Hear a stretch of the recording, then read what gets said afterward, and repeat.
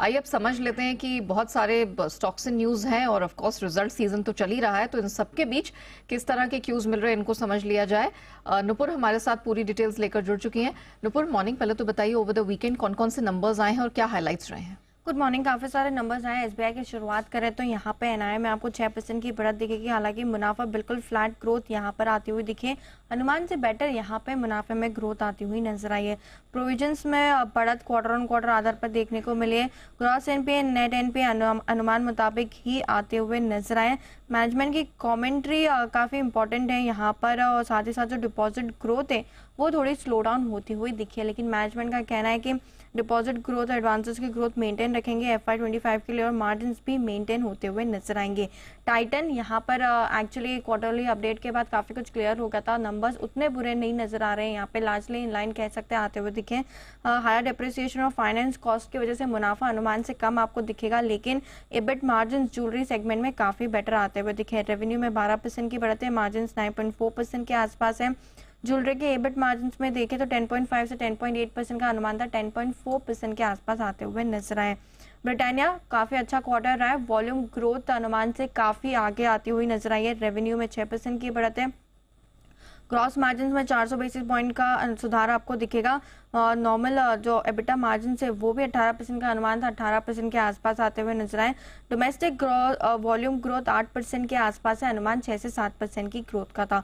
Divi's laboratory यहाँ पर अनुमान से काफी कमजोर नतीजा आते हुए दिखे। रेवेन्यू में 19% की बढ़त है, कामकाजी लेवल पर मुनाफा देखे तो 23% की बढ़त यहाँ पर भी आती हुई दिखेगी, लेकिन अनुमान से काफी कमजोर है। मुनाफे में अनुमान 514 करोड़ के आसपास का था, सिर्फ 430 करोड़ के आसपास यहाँ पर आते हुए दिखा है।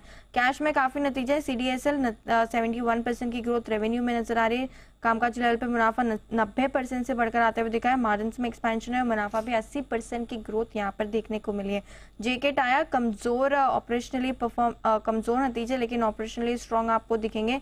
मार्जिन में 100 बेसिस पॉइंट का सुधार है, मुनाफा 37% की ग्रोथ वहां पर भी आई है।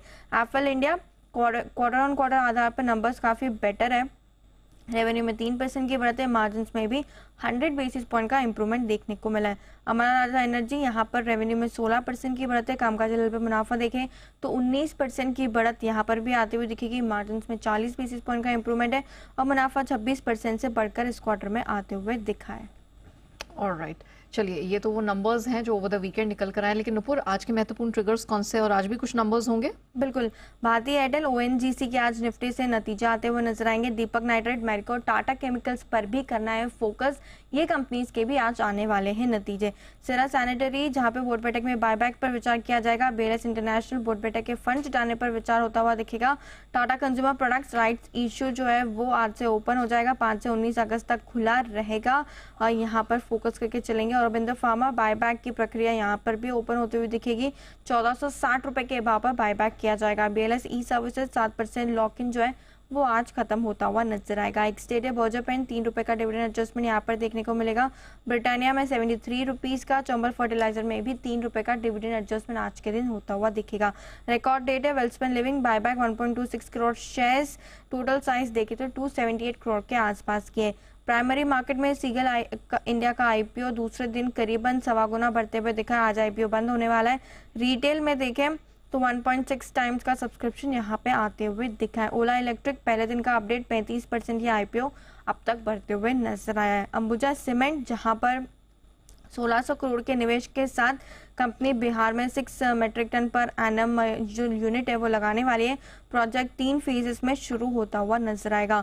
ग्लैंड फार्मा US FDA ने हैदराबाद की फैसिलिटी को 3 आपत्तियां जारी की है। सेंटिमेंटल नेगेटिव न्यूज कंपनी के लिए आती हुई दिखी है। 5 जुलाई से 2 अगस्त के बीच US FDA की जांच हुई थी। टाटा पावर PFC कंसल्टिंग से प्रोजेक्ट SP के अधिग्रहण को LOI मिलता हुआ दिखा है। यहाँ पर कंपनी के लिए पॉजिटिव न्यूज। और लास्ट में power grid company interstate transmission system लगाने के लिए सफल बिडर घोषित होती हुई दिखी है। बोर्ड आधार पर ट्रांसमिशन सिस्टम लगाने के लिए यहाँ पे कंपनी ने इस बिड को जीता है। ऑलराइट, चलिए तो स्टॉक स्पेसिफिक एक्शन यहाँ पर भरपूर रहने वाला है और यहाँ पर नजर हम रखेंगे।